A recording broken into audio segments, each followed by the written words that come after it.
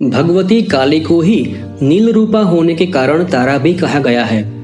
वचनांतर से तारा नाम का रहस्य यह भी है कि ये सर्वदा मोक्ष देने वाली, तारने वाली है, इसीलिए इन्हें तारा कहा जाता है। महाविद्याओं में ये द्वितीय स्थान पर परिगणित है। अनायास ही वाक शक्ति प्रदान करने में समर्थ है, इसीलिए इन्हें नील सरस्वती भी कहते हैं। भयंकर विपत्तियों से भक्तों की रक्षा करती है, इसलिए उग्र तारा है। बृहन्नील तंत्रादि ग्रंथों में भगवती तारा के स्वरूप की विशेष चर्चा है।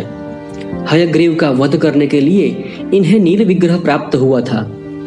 ये शवरूप शिव पर प्रत्यालीढ़ मुद्रा में आरूढ़ है। भगवती तारा नील वर्ण वाली, नील कमलों के समान 3 नेत्रों वाली तथा हाथों में कैंची, कपाल, कमल और खड्ग धारण करने वाली है। ये व्याघ्र चर्म से विभूषित तथा कंठ में मुंडमाला धारण करने वाली है।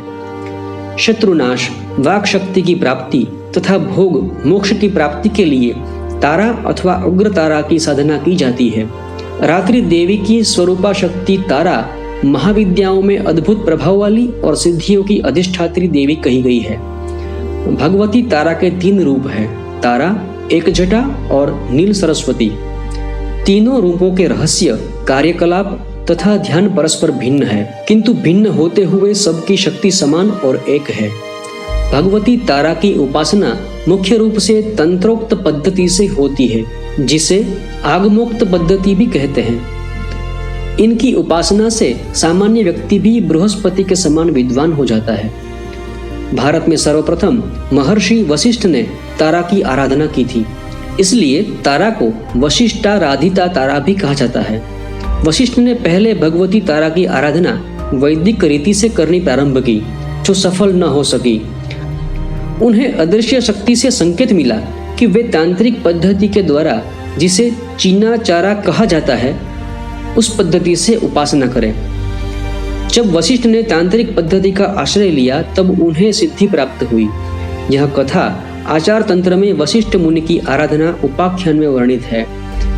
इससे यह सिद्ध होता है कि पहले चीन, तिब्बत, लद्दाख आदि में तारा की उपासना प्रचलित थी।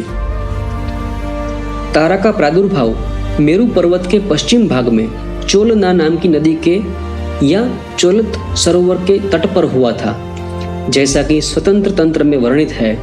मेरोहो पश्चिम कुले नु चोत्रताख्यो हृदो महान तत्र जग्ने स्वयं तारा देवी नील सरस्वती।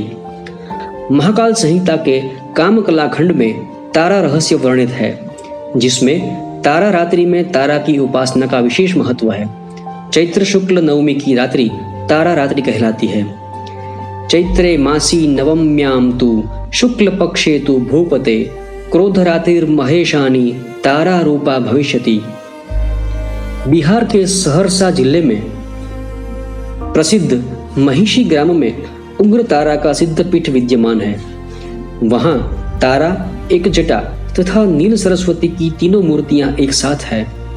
मध्य में बड़ी मूर्ति तथा दोनों तरफ छोटी मूर्तियां हैं। कहा जाता है कि महर्षि वशिष्ठ ने यहीं तारा की उपासना करके सिद्धि प्राप्त की थी। तंत्र शास्त्र के प्रसिद्ध ग्रंथ महाकाल संहिता के गुह्य काली खंड में महाविद्याओं की उपासना का विस्तृत वर्णन है। उसके अनुसार तारा का रहस्य अत्यंत चमत्कारजनक है।